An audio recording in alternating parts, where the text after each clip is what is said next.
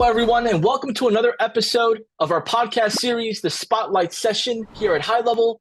In these sessions, we showcase top leaders in the marketing and sales world. Today, I'm joined by Carlos Adell, the founder of the iconic Business Hub, where entrepreneurs go to get their time back.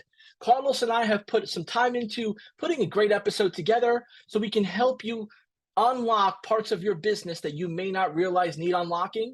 We've labeled this episode Tapping into Your Zone of Genius to Elevate Your Business. And in this episode, we're going to be talking about three important bullet points. One is shifting the focus. Stop selling the tool and sell the result. And then we're going to get into how to attract those high quality clients. And lastly, we're going to bring everything together with how to discover your zone of genius. Carlos Adell, it is great to have you here. For those in our audience who might not know you yet, could you share a bit about you, your journey, and what you have in line for us? John, thanks so much for the intro, brother, and I'm super excited to be here. My name is Carlos Adell. As you said, I'm from Spain, originally from Spain. I started in business like way back when I was like 15. So I always been very interested in the entrepreneurial world. But I ended up in corporate, and at some point I got burnout, and I quit. I'm an engineer. I'm an industrial engineer, so systems and numbers and stuff. This kind of stuff is my thing. But then when I finally quit corporate, after a few years trying to figure out what to do, I started a coaching business, which was super successful. I basically was like a solopreneur business, made like about $1 million in under 2 years. And then after a while, I burned out again. And then I decided to go into SaaS. I discovered, not that I discovered Go High Level, but I had been using it for a very long time, loving it. And I'm like, you know what? I don't want to coach people anymore. I'm gonna build a SaaS business. And here we are today. And it's been like, business is never a straight line. It's always ups and downs and learning lessons and whatnot. So since I started the SaaS business until today, there's been like a lot of mistakes and learning lessons, and hopefully my mistakes can help people to avoid them. Yeah, and this resonates with a lot of our audience, our users, our community. I've heard time and time similar stories where folks will go from working for a small, medium, or even larger enterprise company, get burned out, find this hidden inner superpower of theirs, take a bet on it, and then succeed quickly, and then fall hard. They fall hard, Yeah. and then they wonder how to get up, and they go at it again. It sounds like you've been through that yourself, where you've taken the chance, you've ran into the wall, and then you got back to realign yourself. A big question that comes up is, what inspired you or motivated you to keep at it? To keep going. Man, it's a good question. Like when I was 21, and I'm not gonna make it very long, but I had a massive car crash, and you can still see some scars in my face. And I was in a coma for a week. And when I woke up after a week, like there was a lot of things to think about, and I'm like, well, I can't live my life. My life can be average, like what do I have to lose? I already died once. So this is my second chance to make something good out of my life.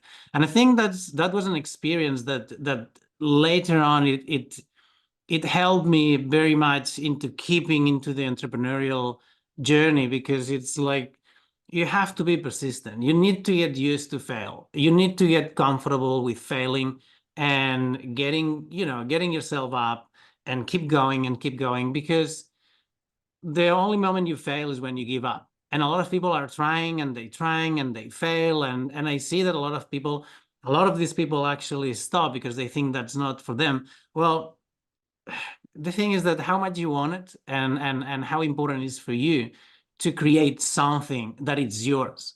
And a lot of people fail because their motivation is in making money and getting rich, versus doing something that it makes them happy and it fulfills them while it helps other people. And I don't want to spoil the end, but the thing is that business is a very psychological journey. You cannot go into business just to make money, because chances are you're going to fail. And I know that a lot of people had made a lot of money going into business only for money. But to me, after my experience, it was more important to be fulfilled and happy with what I was doing than making a lot of money with it. And just to just to add to the answer, when I built my coaching business, I thought that was gonna be the thing that I was gonna do for a very long time. But then it was all about making more money, selling more programs, getting more emails sent. And after a while, all this money didn't make me any happy. I'm like, yeah, you make the money, but unless you're happy, you don't really, the money doesn't really make the cut. So again, like, I'm trying to condense everything into like a one short answer, but your mindset is super important when you go into business, and it's probably the first thing you need to look into. When it comes to, you you just it's amazing how you just kind of read my mind on that. Mindset is what I was thinking as you were talking, right? So if I'm new into marketing, or if I've been doing this for 5 years, 10 years, 15 years in different forms, different styles, and maybe as that person I'm describing, they look at some YouTube videos, they read books, they listen to podcasts, maybe they manifest a little bit. How have you unlocked your mind to work with you, not against you? Wow, man, you're doing the good questions.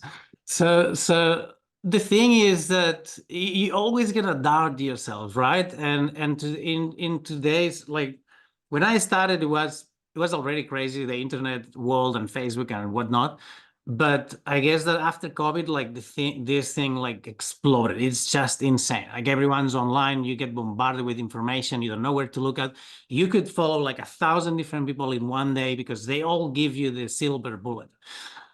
The thing is that understand that you're gonna make mistakes. Don't beat yourself up when you fail. First of all, you know that you can't steer a boat that is in the deck.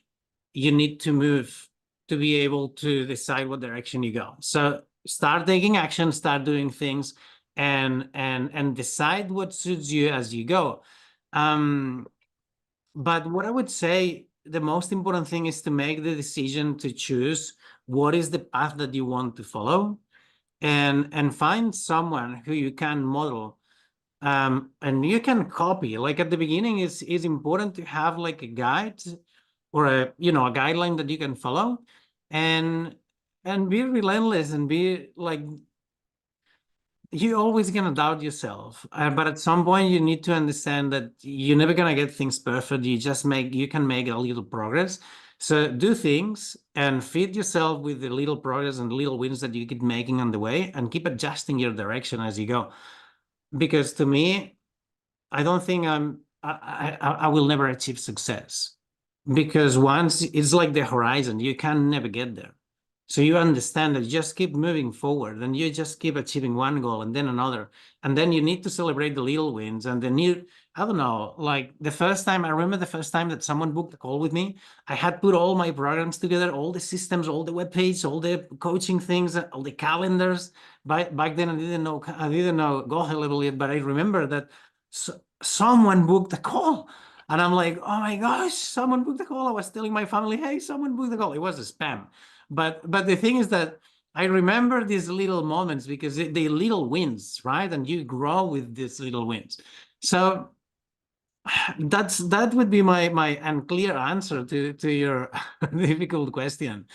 My takeaway I from that had I had is, if the wisdom, the experience, and the will to keep going is a good foundation of of if it's meant for you, if you want it to be meant for you, to have your own business, to go all in on yourself. And there are different opinions around, oh, you need to have the laptop lifestyle where you're working, 3 hours a day and that's it. And then the other mentality is you need to work, 24 hours a day and sleep is when you're gone, right? And to your point, like that mindset, your journey, your end result, you start, no pun intended, to what you do as a living, you reverse engineer it and you start to put back, this is my end result and these are the things I need to do in those steps to get there.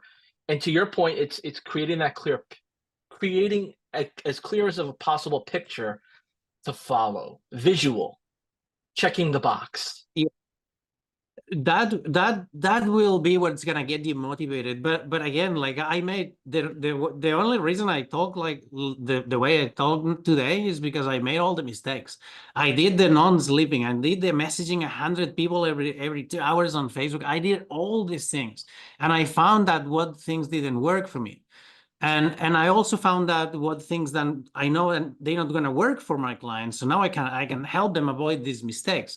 But one of the things that we all do is we all chase this big goal that we see, right? Like the millionaire. The millionaire is the cool guy.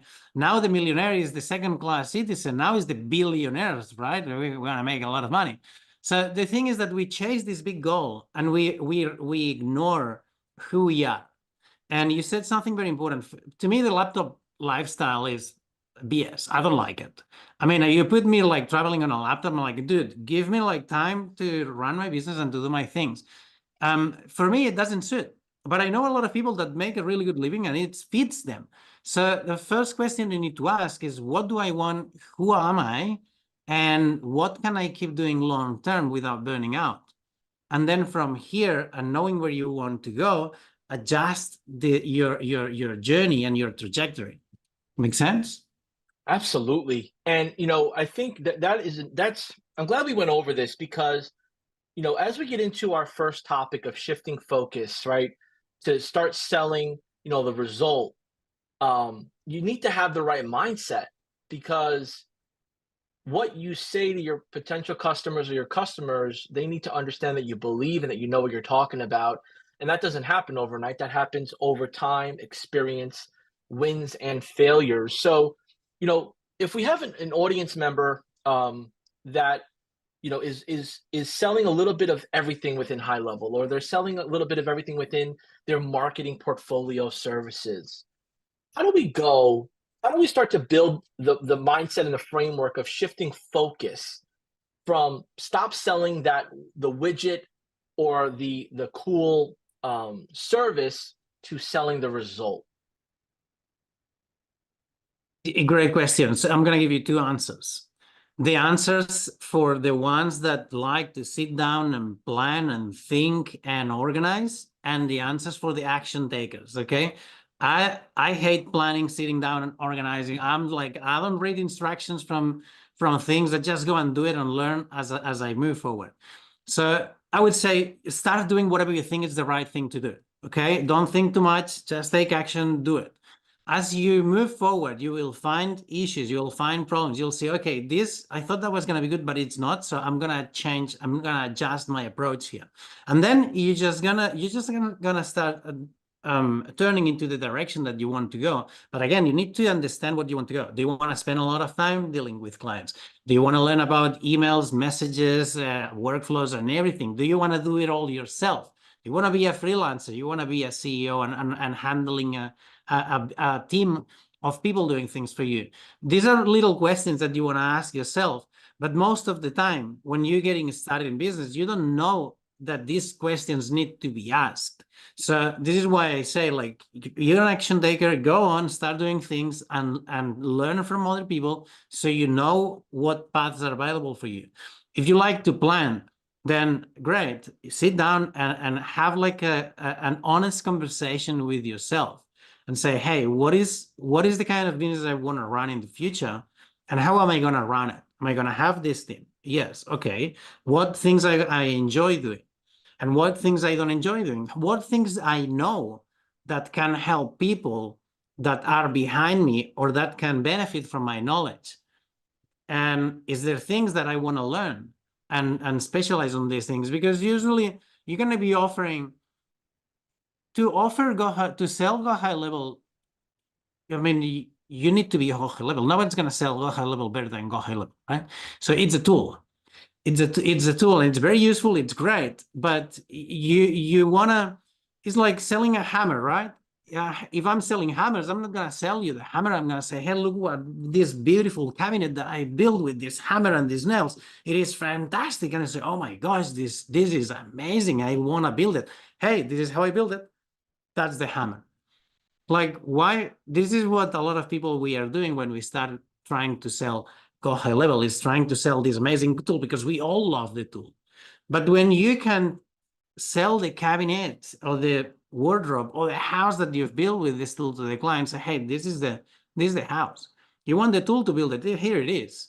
But if you want it built, I'm the one that you need to hire, right? So now you learn something valuable that you can do with that tool, and you can openly tell the client, hey, this is go high level. I'm using go high level. At the beginning, I was hiding it. I was worried because what if my clients find out that I use go high level? They will go and buy go high level from go high level because it's cheaper. And then I soon realized that started to happen to me. And then I'm like, well, that's a problem that I don't want to have in my business. I don't want to be hassling through trying to sell affiliates and selling this thing, not telling my clients that this is go high level. So slowly but surely, because I'm an engineer and I love building these systems, and I'm like, oh, tell me what's your business and what you want to accomplish, and I'll tell you exactly what is the backend system that you need to build. And by the way, I'm gonna build everything with go high level. So I started doing this because this was one of my skills and one of my natural things that I like to do. And then slowly but surely, I stopped selling the tool, and I didn't even talk about the tool. I would sell them the outcome, what I could do with this tool, right? Sending emails, sending SMS, integrating all these things in the same place. And then we start like, wow, this is amazing, and you can do all that stuff. Yes. And this is the tool that I use, by the way. But then I stopped being scared from these people to going somewhere else, because the skills that I have, the things that I love doing, no one else can do. How long did it take? Yes, it's there's a large group of people that are going through that now, right there, there's different strategies, there's different styles. Yes, you can white label the platform. Yes, you can white label the app. Yes, you can change the interior look and design and feel. Yeah. But I feel like what you're sharing is that make all those changes for a better client experience, not to sell the software as a unique, because the person Yeah. that they're buying is the most unique, which would be that marketer, and their skill set, which is what they've Yeah. put together, whether it's an intellectual snapshot, script, process, workflow. That's the value. Yeah. When in your business did that shift for you? Was it 5 years in? Like, when did that, how did that come about to you, right? Because we sometimes, as marketers, we get in the zone of things and we just put our head down and keep going. Yeah. So this is exactly what I did. Put my head down and keep going. And I made all the mistakes I mentioned that before, because I know that some people might be thinking, oh, yeah, but you knew your skills and you knew what you could do and you knew what you could sell. No, I did not. But what I did is I was, hey, I'm going to sell this tool. I love this tool. Instead of, I'm going to put support. I'm going to give a little bit of extra things in the back end, so they can sign up with me. And I started doing that as crazy, with talking to as many of my previous coaching clients that I had. And I generated like a decent recurring revenue out of it, just selling the platform at a subscription level. I think it was like 147 or 197. But then I realized, I was having all these things that I didn't sit down and plan and think through things. But I started seeing a lot of people the churn, the people pulling out is quite high. And then these people request my time quite a lot. And then I'm like, okay, I'm gonna provide something else on the side, so to kind of make, my clients more loyal. So it happened naturally, and slowly but surely, people started asking me for more things to do for them, and then I started building a team around it. The thing is, because I have this experience in business and in corporate and working with big corporations, and I have like an experience that is very unique to me. I can apply this knowledge to give my clients a service and an attention that no one else can give, because no one else has my experience, right? I'm not saying it's better or worse than anyone else. It's just different. So what I'm using this combination of knowledge to provide the product that nobody else can provide. Now, if you're studying and you say, hey, I don't have any knowledge, I'm just starting in business, I'm just 20 years old and I just dropped out of college. Great, no problem. Start doing what you think is going to work. Start selling whatever you think is going to work, because during this time, you're going to make mistakes. You're going to get some clients, you're going to lose on others, you're going to learn a lesson. Now, you're going to say someone's going to have a problem with emails and you'll have to go and figure out the problem. Now you have more experience. Now, in a year from now, you will have so much experience because you have tried and failed at so many things that you already are someone who's wise and knowledgeable about something that a lot of people can benefit from. So now you're not someone with a cool tool. You're someone with a cool tool and a lot of knowledge that you can use to help these people. And we're gonna get later into how do you find the people, right? But Yes. but the thing is that you need to get started. If you're just getting started, if you already have a lot of knowledge, hey, focus. Now sit down and have a think and brainstorm some ideas. And hey, how can I use this knowledge to help people? What people, what knowledge, how much am I going to charge? This would be like a conversation to have. Yeah, and this is a big foundation because if you got the mindset down packed, you're practicing, you're consuming, you're building a network around you, you're building that structure of your goals and staying on top of it. And then, as we get into running the business, yes, we want to sell what people want at the moment, but that has an expiration date. What you're saying is sell the knowledge and the strategy, use the tool as an added asset. So that way they never Yeah. leave you personally. They leave you because maybe something with their business or they've shifted on their own. So Yeah. now, let's say I've made those changes as a marketer, using, high level or any other, tech stacks that are out there. How do I go about now attracting those high quality clients that I see everyone talking about? Like, let's say I'm selling my software or my process, my strategy, all packaged together for 197, 297, 397. But I know Yeah. there are people out there selling it for 1,500, 3,500, 6,500 and more. How do I get a piece of that pie? What do I need to do to make that change to get there? Yeah, good question. And it's the million-dollar question, right? The thing is that, and I'm gonna say something that a lot of people are gonna jump, and I know that not everyone's gonna agree on that. Other people are gonna say yes, but. So that's the thing. If you see someone selling something at $3,000, $5,000, $10,000, and they doing it, well, have a look. What is that they doing? Can you do it? If you don't know how to do it, can you learn it?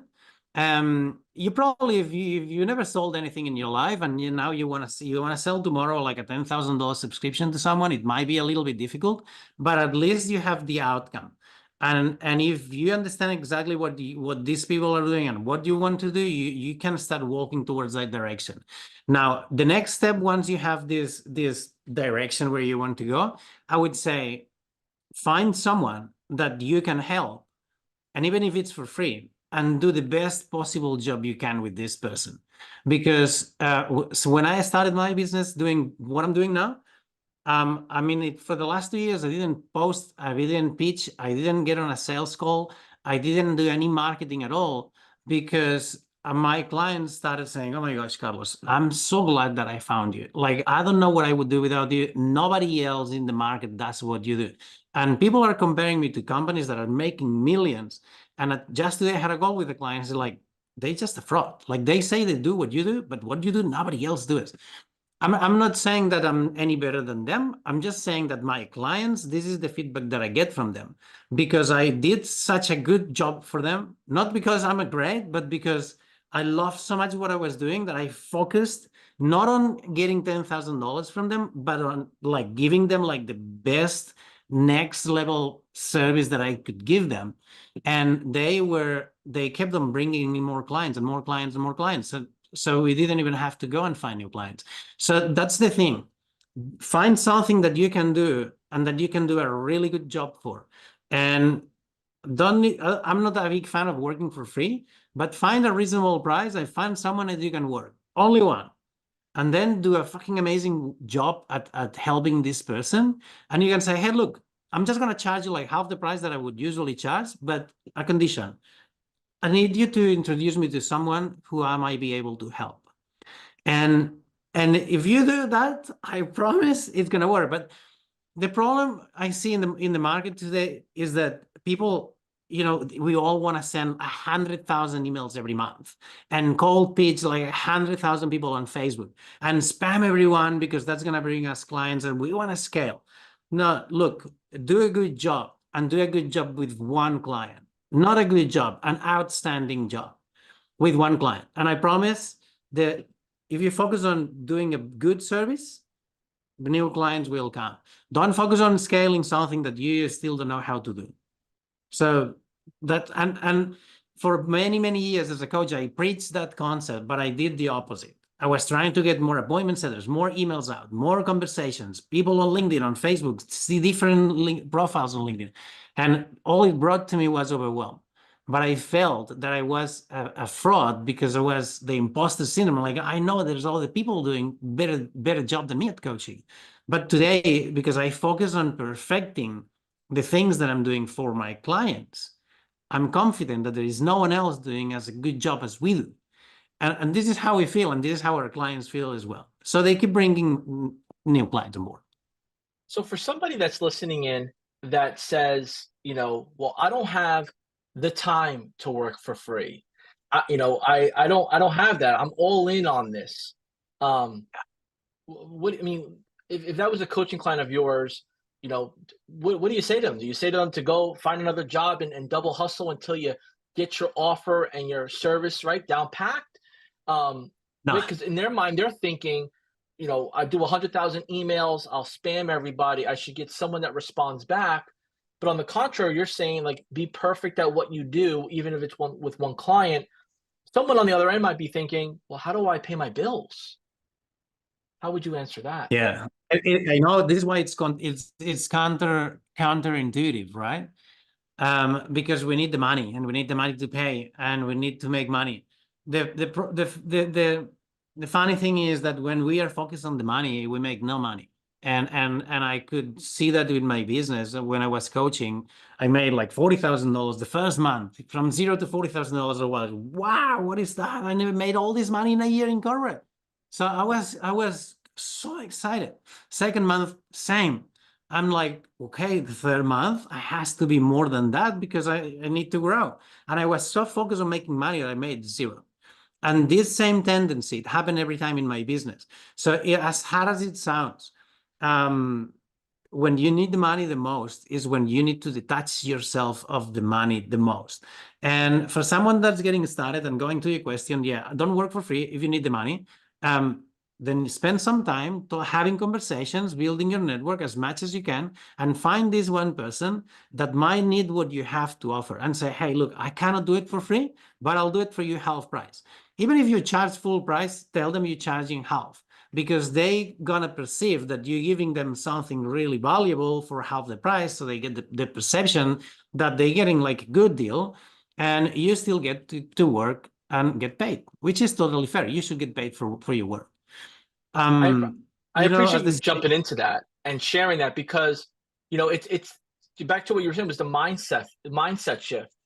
It's yeah, the minute you start detaching yourself from the the money as the result, you start to organically, emotionally, spiritually mm, drive to where you want to be because you're not focused on the money. Um, if you don't mind, is there a story or some examples or something you could share where you started putting yourself out there, whether it was on, social media, Facebook, YouTube? How did you go about building your brand or awareness around your superpowers, your knowledge, your passion for what you do? Yeah, I went when I started my business, I was still in corporate, and that was many years ago. And I had no idea what business I wanted to build, but I understood that I needed a network. I understood that I needed an audience around me. So I really mastered social media, and I was getting lots of engagement for the sake of getting engagement. And so I had like a good following and good engagement on Facebook. And when I finally had my business model and I had something to sell, I leveraged this audience to generate this first income that I mentioned before. But 1 year after, and my business was growing and blowing and was fantastic, Facebook shut me down and I lost everything. I lost absolutely everything. So it was $500,000 business and I lost it. Because I lost my leads, I lost my content, I lost everything. So I had to rebuild my brand over again on LinkedIn. So I went on to LinkedIn. The thing is, the social media gives us like so many tools to build this audience, and you can, unfortunately, everyone can pretend to be whatever they want to be. There's a lot of fake. You don't want to be that guy. You want to be honest. And if you don't have a lot of experience, just be honest, be transparent. Because I don't think you can build a business on lies, at least not a good one. So what I did in my case is embrace who you are, first of all. I'm an engineer. Back many years ago, I had like my story with drugs and a bad lifestyle and bad people and whatnot, and I was always very ashamed of that part of my life, but I embraced that too. So basically, it's like make peace with who you are, make peace with your skills, but mostly with your flaws, and don't try to lie. Just be honest and say, hey, this is what I want to do, this is what I will do, and this is what I'm doing right now. And just be honest, have honest conversations with people. Even if you have to go one by one, with the online world, it's very easy. You just need to go on LinkedIn, go on Facebook, and start having conversations, not spamming people, just having conversations. Hey, John, man, I saw you in Go High Level. How are you doing, brother? Look, this is what I'm doing. Do you know anyone that could benefit from that? I'm just selling it for half the price. And if you don't spam people, people will listen to you and they will support you. And it feels like it's the slow path because you might have to go one by one, but man, the longest journey starts with the first step. Powerful. We take sometimes, it's when we're in our scaling mindset or in our fast growth mindset or just I want to get there and I need to put extra effort. We think at mass. And what you just said was, just find someone that first impression, if you were to meet them at an event or you were to see them out and about, just if you guys lock eyes or they remind you of somebody or they shared something that resonated with you, be the first to acknowledge it. Hey, you look like a good Yeah. friend of mine.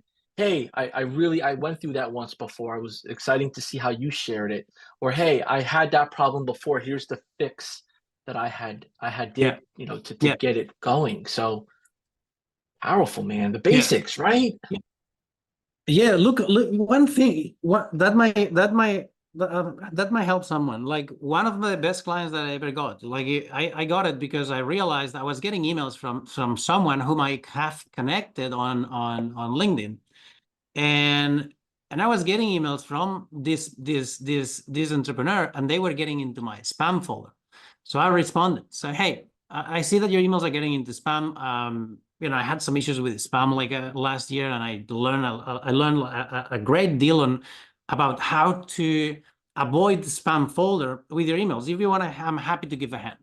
That was one email. It took me 2 minutes to send. I was very honest and genuine. Say, hey, man, I know it sucks. I know how to fix it. Happy to help.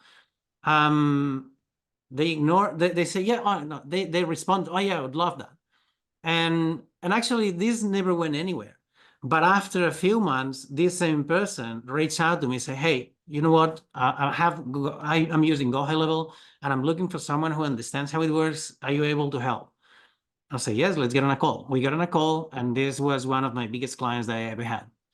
And I was focused not on, hey, let's see how I can make some money out of this. And hey, I'm gonna see if I can help. And this was a clear example of how when you focus on helping instead of getting money from people, money will come to you. Powerful. This is this resonates so much with the conversations that I have and people I meet, and I'm grateful that you're sharing this with our audience, because these are things that, like, maybe we realize or we know, or we hear from someone that's close to us, but maybe we discount it. And then when we hear from, like, a Yeah. complete stranger on a social media channel, it's like, oh, maybe they were right, or oh, I see what they were trying to say. It's the brain works in a weird way. Yeah. And on our final point here, that we, best for last, and it has a lot to do with a lot of what you shared, but also how you coach your clients and how you help others to pretty much unlock their barriers, is discovering your zone of genius. What does Yeah. zone of genius mean to you, and maybe to a client of yours that shared their story? Yeah. That's another $1 million question. The thing is that as a business owner and a solopreneur, you understand that you have to be everyone in your business: the salesman, the social media manager, the content creator, the onboarding team, the tech support team, and then you have to coach them or to give them or to give their service, right? Because you're not in business to do social media unless you have a social media agency, if you're coaching people or servicing them or consulting. So I'm assuming that you build a business with what's your zone of genius. I thought that I was going to be a good coach because I liked it. I like Tony Robbins. I'm like, this is cool. This guy makes a lot of money coaching and motivational shit. Yeah. Woo, woo. But then after a while, I'm like, no, this is not something I'm enjoying. Now, um what I realized that to me, because I was a video games nerd when I was a kid, and I could spend hours and hours building things and fixing stuff or things that are broken, and I can sit on my computer all day like building funnels and setting up automations or workflows and all these things. It was when I sit there, it could be 8 in the morning, and when I pull my head out of the computer, it's like 1 p.m. and like, oh my gosh, like the time flies. So to me, this is my zone of genius. Everything else that I do, it feels like I'm fucking like, like I'm just, how you say that in English, like I'm just like banging my head against the wall. Like I'm putting so much effort into doing things.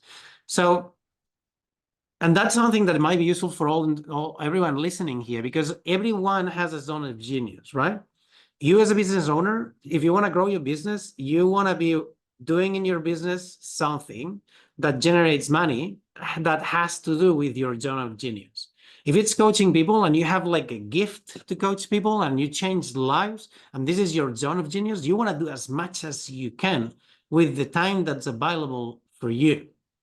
Now, the rest of the stuff needs to be done anyway, because every business will need a website or a funnel or email campaigns or social media. So all these things that are not the zone of genius is something that you can help someone who doesn't want to do these things, because they still need to do them. It's the same for everyone, right? So the thing is that when you're in your zone of genius, time flies. You don't know what's going on. You could do that forever. Now, to me, Is the this things change. is the zone of genius something that you enjoy doing and have fun, or is it something that you're really good at and you enjoy a good amount of time, um, or is this something that you know how to do, you're willing to put as many hours as possible to get it done, to perfect it? Like, how, right? Zone of genius, I mean, it could be like, what fuels Yeah. the mind to Yeah. find what your true zone of genius is, right? Like, This usually has the two things. It usually you're really good at, and usually you can spend hours doing it. You don't need to be willing because you enjoy it. Now, like the thing is, if you have to put effort and willpower into working on your zone of genius, it's not your zone of genius. It's just something that you're good at. But usually it's something that you say, I could do that all day long. It's something like everyone says, oh, I wish I could get paid to do this thing. I could be doing that all day long. Don't tell me it's drinking mojitos on a beach. That's not John of Genius. You're probably a drunk person. But like sometimes kids, you can see that in kids, right? Like sometimes you see a kid that has like a special skill, and this skill seems like naturally gifted at doing that thing. So we all have something that you're really good at. And we all have something that we enjoy doing. Like sometimes you cannot monetize these things. You want to find the thing that's closest, that's something that you enjoy doing, you're good at, and you can do it for hours, and you can charge people for doing it for them. Because as a business owner, you're going to spend a lot of time working in your business and working on your business.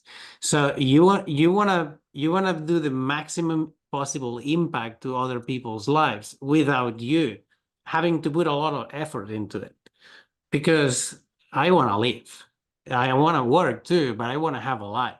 So you want to work smart and work on things that you are good at, that you just go there, you do your thing, makes a great impact, it makes you a lot of money, and everyone's happy. It's a win-win-win. Wins, you win, your client wins, and your family as well. thank you for explaining it that way. Because there's so many ways to interpret, right, different sayings, different statements, frameworks. Our minds get creative on us, and I feel like you've shared with us what you've kind of been through in your journey with the zone of genius. For someone that serves a handful of clients in their marketing business, what what maybe advice or best practice or thought could you share with them on how they can help their clients unlock their zone of genius? Like, if you have a client that maybe they've hired the marketing company to do, some different to get results, right? Like get the results. They get their Yeah. customers, they're getting them results, but now to bring the best out of their client without it being, without it being like a product or a service. How does somebody get the best out of their client from an emotional mindset, to help them complement what's being provided? I would say that sometimes we forget about asking questions and we assume stuff. Usually what I do with my clients is like say, hey, what can I do? What is a way that I can support you the best? I notice that our weekly calls, you're always in a rush, you're in an elevator, or you just on the run. And I feel like if it was me, I would like more time for you to discuss things like, but tell me, how do you feel like what the things we do? How can I help you, support you in the best possible way? Let them talk, because if you're a coach, you might wanna get into that conversation. But if you're a client, you're serving your client with anything you're doing for them, ask for feedback and learn from them. Like sometimes we build businesses to help people because we assume they need our help. Well, if they're your clients, you already have a few clients, get feedback constantly and adjust your approach. Super important. The happier they are, the more inclined they will be to bring in more clients. The better testimonials you'll get, the more you will be able to grow your business organically. Ask questions. I appreciate that because, to your point, sometimes, we go into assembly line mode where we gotta do this, we gotta do that, we gotta do this. Here are the reports, here are the results, here are all the great things that we're doing. All right, see you. We'll see you Tuesday. Or, we're gonna send you an invoice for the renewal. Do you want to renew? Great.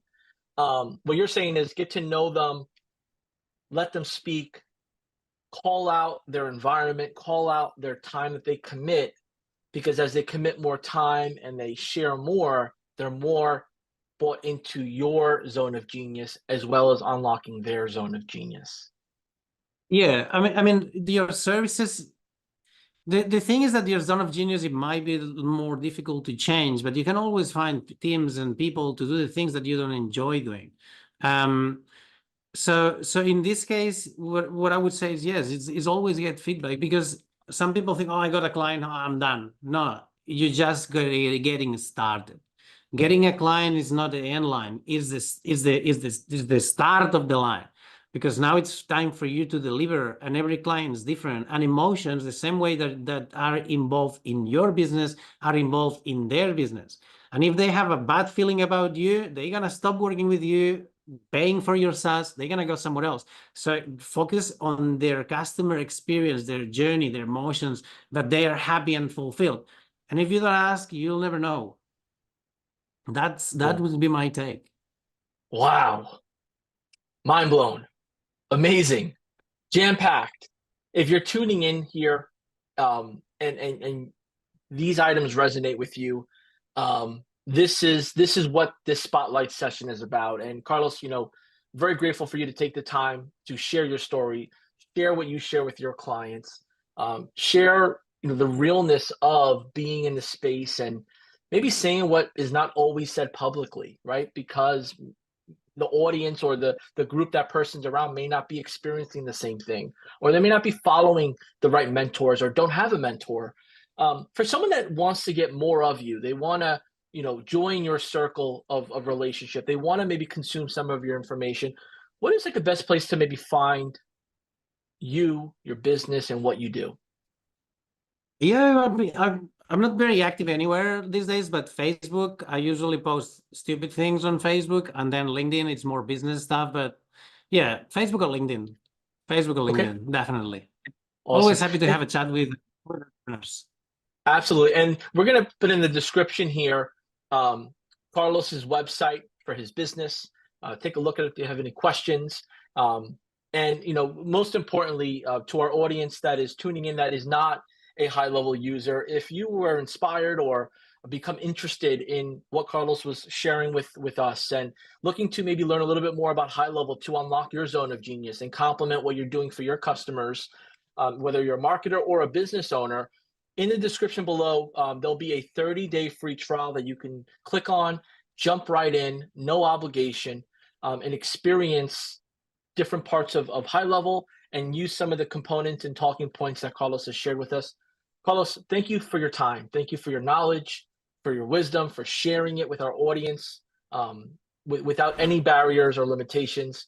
We appreciate you, and we hope to connect with you again. Thanks, man. Thanks for having me. It's been fantastic, and I look forward to the next one. All right. Till next time, guys. Thank you so much.